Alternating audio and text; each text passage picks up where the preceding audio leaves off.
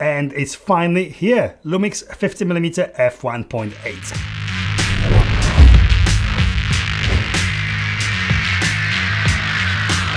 If you are here for the first time, my name is Pav and I work full-time as a photographer and a filmmaker, and on this channel I talk about all things photography and video. Of course, cameras, lenses, reviews, tutorials and more. If that's something that you are interested in, then please consider subscribing. Don't forget to follow me on Instagram as well, where I post photos and occasional videos from all of my reviews regularly. After months of waiting, we finally have the next Lumix lens from the S line. The 85mm came out back in November last year, and out of the remaining three, we now have the 50mm. My favorite focal length of all time. It's a focal length that I have used almost singularly for as long as I remember, so I'm really excited about this. Before I go into it, I must say massive thanks to UK Digital and Panasonic UK for lending me this pre-release copy of this lens for this review. However, as always, I was not asked or paid by anyone to say anything specific about it, so this is my honest and 100% unbiased opinion about this lens. Performance. So is it good?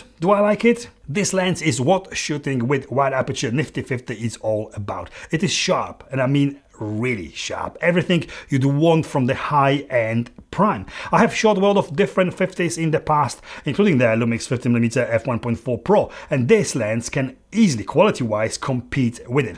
50mm is one of those focal lengths that is just great for pretty much everything. Okay, maybe not everything, but most of those shooting situations when you want that natural look without the lens compression associated with the longer lenses and without the distortion associated with wide-angle lenses. It is being said that 50mm is the closest to your actual natural field of vision, so to me it feels the most natural to shoot with 50mm out of all other primes. I just know the distance I need to be at away from my subject for the composition I have in mind.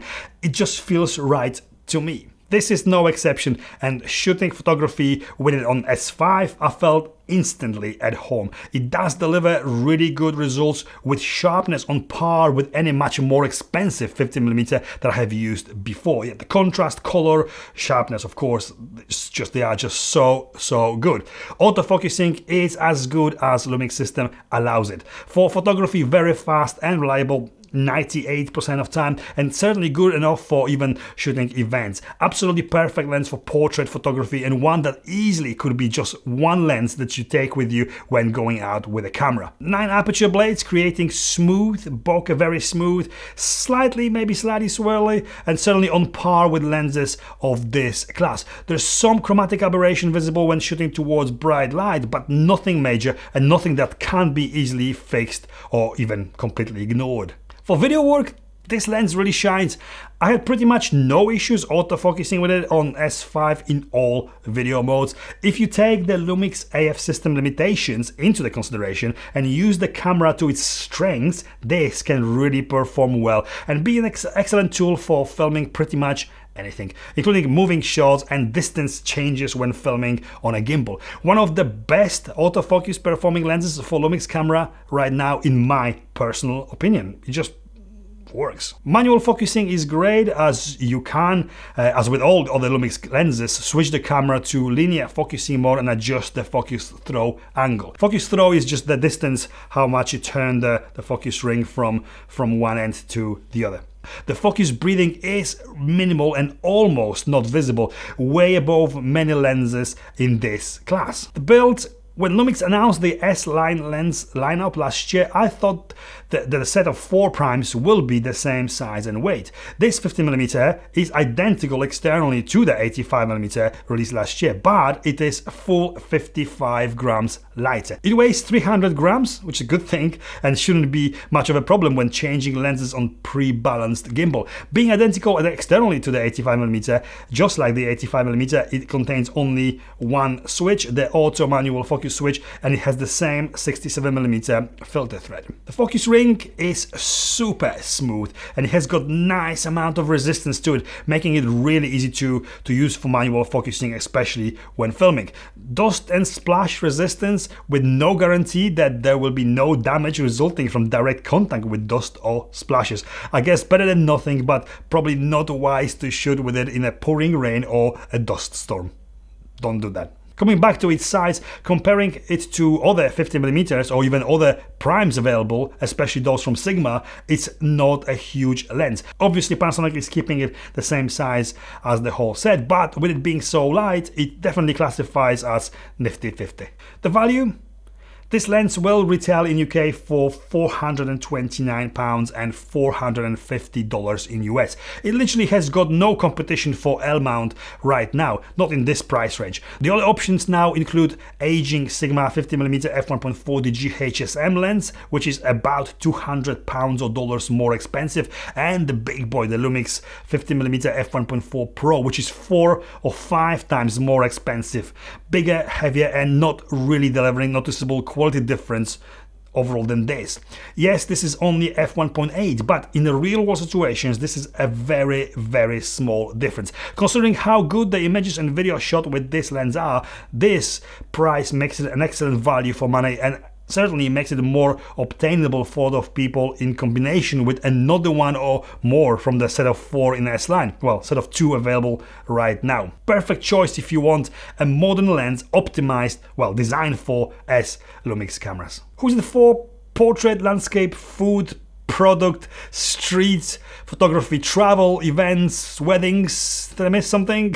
It is a focal length that can be used for pretty much everything, and one that is versatile enough to be just the one lens in your camera bag. There's just something special about shooting with 50mm, something that makes me to come back to it over and over again, even though I actually own pretty much any other focal length and the zooms too. The 50mm is just got that appeal.